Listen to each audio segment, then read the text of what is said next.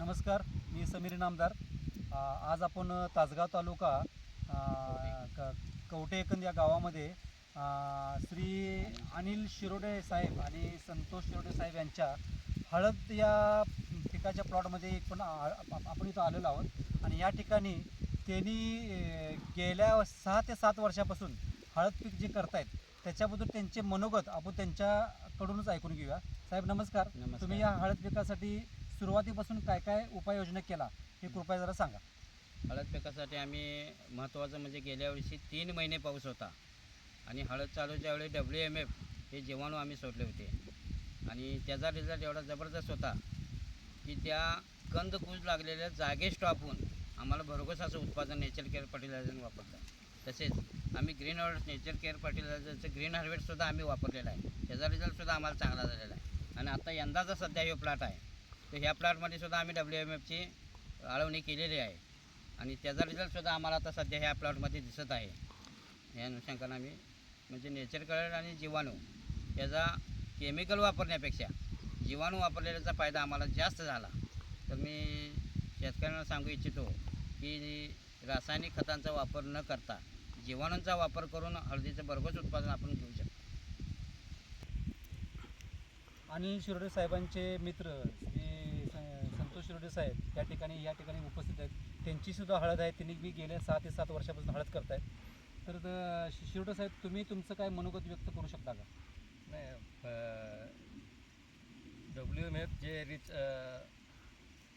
जे प्रोजेक्ट तुमचा आहे ना तो फर्टिलायझर म्हणजे जैविक उत्पादन जे WMF आहे तुम्ही जे मरसाठी वापरला तर तुम्हाला त्याचे गेल्या वर्षापासून तुम्ही वापरताय तर तुम्हाला त्याचे काय रिझल्ट आले आणि तुम्हाला त्याचे काय तुम्ही शेतकऱ्यांना जे हळदीला सगळ्यात जास्त महत्त्वाचे म्हणजे कूज हे सगळ्यात महत्त्वाचे असते. कंदकूज असते. कंदकूज असते ते कंदकूज जागेला स्टॉप व्हायचे जर काम करायचं असेल बरं. ते जैविक नेचर केअरवाल्यांचं फर्टिलायझर WMF हे फार महत्त्वाचं प्रोडक्ट आहे आणि त्याचं गुण भरपूर चांगला आहे.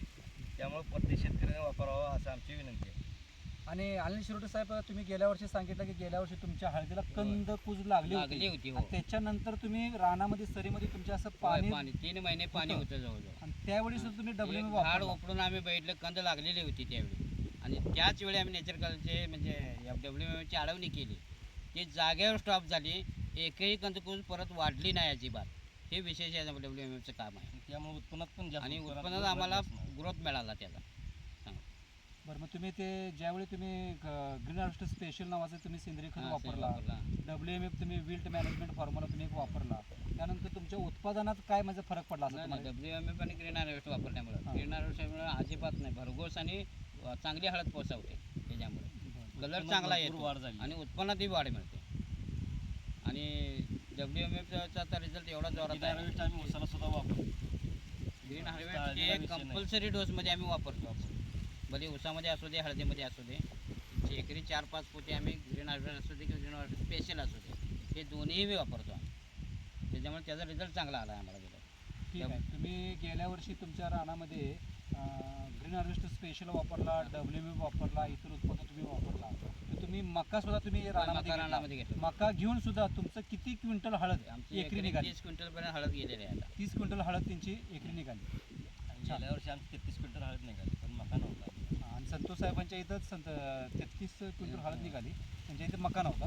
पण अनिल साहेबांच्या इथं मका आणि मका पूर्ण म्हणजे काळी बोर जमीन आहे आमची. पूर्ण म्हणजे अजिबात निचरा न होणारी जमिनीमध्ये निचरा न होणाऱ्या जमिनीमध्ये 30 क्विंटल हळद निघाली मका घालून. 500 ते 1000 फूट धर इथं नाही आहे रानाला. खाली दरच नाही आहे. पूर्ण काही असं नाही. पूर्ण पाणी हा साठतच. पण या रानात WMF वापरल्यामुळे फायदा चांगला झाला. साहेब तुम्ही आपलं एक छान असं मनोगत या ठिकाणी दिलात त्यामुळे आपलं मनापासून धन्यवाद.